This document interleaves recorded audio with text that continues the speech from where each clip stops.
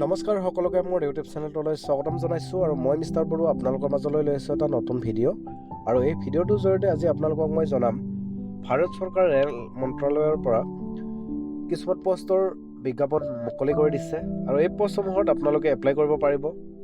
Apply প্ৰক্ৰিয়া already start হৈ গৈছে। যিসকলে অলৰেডি এপ্লাই কৰিছে সেইসকলে পৰীক্ষাৰ কাৰণে সাজু হওক আৰু যিসকলে এপ্লাই কৰা নাই সেইসকল কেণ্ডিডেটে এতিয়া এপ্লাই কৰি ল'ব। এইটো হ'ল ইম্পৰ্টেণ্ট ডেট, আপোনালোকে চাই ল'ব। আবেদন প্ৰক্ৰিয়া আৰম্ভ হৈছে 21 তাৰিখ 9 মাহ 2024 আৰু ইয়াৰ লাষ্ট ডেট হৈছে 20 তাৰিখ 10 মাহ 2024, অৰ্থাৎ অক্টোবৰ মাহৰ 20 তাৰিখলৈকে অনলাইন প্ৰক্ৰিয়া চলি থাকিব। যিসকলে এতিয়ালৈকে অনলাইন এপ্লিকেশ্যন কৰা নাই সেইসকলে অতি সোনকালে এপ্লাই কৰি লওক। পিছত ছাৰ্ভাৰ ডাউন হৈ থাকে, গতিকে আগতীয়াকৈ এপ্লাই কৰি ল'ব। আৰু এপ্লাই প্ৰক্ৰিয়া অলৰেডি 21 তাৰিখ 9 মাহ 2024 ষ্টাৰ্ট হৈছে। মই আপোনালোকক ভিডিঅ'টো আজি আপোনালোকক মনত পেলাবৰ কাৰণে দিলোঁ, যাতে যিসকলে এপ্লাই কৰিম বুলি ভাবি আছে কিন্তু কৰা নাই সেইসকলক মই মনত পেলাই দিবলৈ ভিডিঅ'টো দিছোঁ, যেন আপোনালোকে সোনকালে এপ্লাইটো কৰি লয়, নহ'লে পিছত ছাৰ্ভাৰ প্ৰব্লেম হ'লে আপোনালোকে এপ্লাই কৰিব নোৱাৰিব। আৰু আটাইতকৈ মন কৰিবলগীয়া কথা হ'ল ৰেলৱে ৰিক্ৰুইটমেণ্ট বহুত বছৰ পিছতহে এবাৰ ৰিক্ৰুইটমেণ্ট হয়, গতিকে এইবাৰ ৰিক্ৰুইটমেণ্টটো আৰম্ভ হৈছে যদি আপোনালোকে এইটো সুবিধা লৈ ল'ব, সুবিধাটো হেৰাই যাব নিদিব। কাৰণ এনেকুৱা সুযোগ বহুত কম পায়। ৰেলৱে ৰিক্ৰুইটমেণ্টৰ ফালৰ পৰা বহুত কম পৰিমাণৰহে নিযুক্তি প্ৰক্ৰিয়া আৰম্ভ হয়, বহুত বছৰ পিছে এবাৰ নিযুক্তি প্ৰক্ৰিয়া আৰম্ভ হয়। ইয়াত আপোনালোকৰ পষ্টসমূহ গ্ৰেজুৱেট লেভেল আৰু আণ্ডাৰ গ্ৰেজুৱেট লেভেলৰ পষ্ট আছে। মই পষ্টসমূহৰ ডিটেইলছ আপোনালোকক দেখাই দিম বাৰু, আপোনালোকে ভিডিঅ'টো শেষলৈকে চাই থাকিব। ইয়াত আপোনালোকে পষ্টসমূহৰ ডিটেইলছসমূহ চাই ল'ব।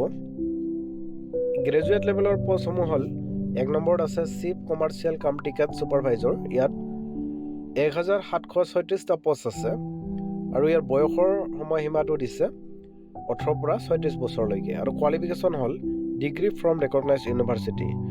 যিকোনো ইউনিভাৰ্চিটি বা কলেজৰ পৰা আপোনালোকে ডিগ্ৰী কমপ্লিট কৰা হ'লে হ'ল।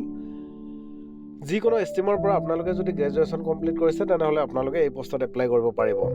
ছেকেণ্ড হৈছে ষ্টেচন মাষ্টাৰ, আৰু ষ্টেচন মাষ্টাৰৰ টোটেল পষ্ট আছে আপোনাৰ 994টা, অৰ্থাৎ 994টা পষ্ট আছে। 18 পৰা 36 বছৰলৈকে বয়স আৰু এডুকেশ্যন কোৱালিফিকেশ্যনটো ডিগ্ৰী ফ্ৰম ৰেকগনাইজ ইউনিভাৰ্চিটি। যিকোনো ষ্ট্ৰীমৰ পৰা আৰ্টছ, ছায়েন্স, কমাৰ্চ যিকোনো ষ্ট্ৰীমৰ পৰা আপোনালোকে গ্ৰেজুৱেশ্যন কমপ্লিট কৰা হ'লে এই পষ্টত আপোনালোকে এপ্লাই কৰিব পাৰিব। 3 নম্বৰ পষ্টটো আছে গুড ট্ৰেইন মেনেজাৰ। ইয়াত 3144টা পষ্ট আছে, degree from recognise university or its equivalent. 4 number পষ্টটো হ'ল junior account assistant cum typist. এইটো 1507টা পষ্ট আছে, 18 পৰা 36 বছৰলৈকে বয়স আৰু ইয়াৰ কোৱালিফিকেশ্যনটো হৈছে degree from recognise university or equivalent. Typing proficiency in English, Hindi, in computer, in essential, অৰ্থাৎ ডিগ্ৰী কমপ্লিট কৰা হ'ব লাগিব প্লাছ টাইপিং কৰিব পৰা হ'ব লাগিব, অৰ্থাৎ আপোনালোকে কম্পিউটাৰ জনা কেণ্ডিডেট হ'ব লাগিব। 5 নম্বৰ আছে ছিনিয়ৰ ক্লাৰ্ক কাম টাইপিষ্ট। ইয়াত 732টা পষ্ট আছে, বয়স 18 পৰা 36 বছৰ আৰু qualification degree from recognise university or equivalent, typing proficiency in English, Hindi, on computer essential, অৰ্থাৎ আপোনাৰ ডিগ্ৰী কমপ্লিট কৰা হ'ব লাগিব প্লাছ টাইপিং কৰিব পৰা হ'ব লাগিব। এইটো টোটেল আপোনালোকৰ গ্ৰেজুৱেট লেভেল পষ্ট আছে 8113টা পষ্ট আৰু total 9 post of graduate level RRB Guwahati 516, অৰ্থাৎ আমাৰ অসমৰ কেণ্ডিডেটসকলৰ কাৰণে কৈছোঁ। RRB গুৱাহাটীত আমাৰ অসমৰ কেণ্ডিডেটসকলৰ কাৰণে 516টা পষ্ট আছে। গ্ৰেজুৱেট লেভেলৰ টোটেল পষ্ট হ'ল 8113টা, তাৰে ভিতৰত RRB গুৱাহাটীৰ কাৰণে আছে 516টা পষ্ট। গতিকে আপোনালোকে এপ্লাই কৰিব।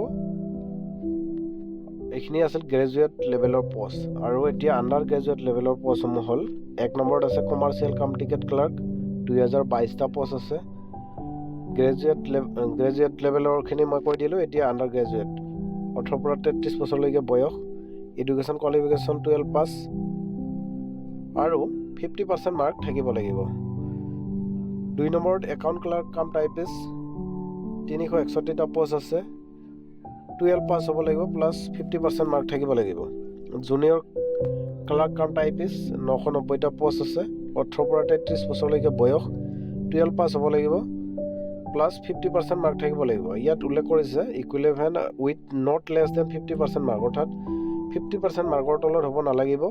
In the aggregate 50% mark is not be insistent upon, এইটো উল্লেখ কৰিছে ইয়াত।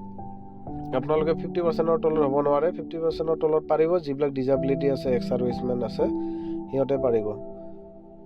প্লাছ টাইপিঙো জনা হ'ব লাগিব। আৰু 4 নম্বৰত আছে ট্ৰেঞ্চ ক্লাৰ্ক, ইয়াত 72টা পষ্ট আছে, 18 পৰা 33 বছৰলৈকে বয়স, কোৱালিফিকেশ্যন একে আগৰটোৰ দৰে। ইয়াত টোটেল আণ্ডাৰ গ্ৰেজুৱেট লেভেলৰ পষ্ট আপোনালোকে 3445টা পষ্ট দেখা পাব। ইয়াৰে RRB গুৱাহাটীৰ কাৰণে 175 পষ্ট আছে। গতিকে আপোনালোকে যদি গ্ৰেজুৱেশ্যন কৰিছে, গ্ৰেজুৱেশ্যন লেভেলত এপ্লাই কৰিব। যদি গ্ৰেজুৱেশ্যন কমপ্লিট কৰা নাই, আণ্ডাৰ গ্ৰেজুৱেশ্যনত আছে, তেনেহ'লে আপোনালোকে আণ্ডাৰ গ্ৰেজুৱেটৰ পষ্টসমূহত এপ্লাই কৰিব পাৰিব। তো আজিৰ ভিডিঅ'টো মোৰ এইখিনিয়ে আছিল। কেনেকুৱা পালে জনাব।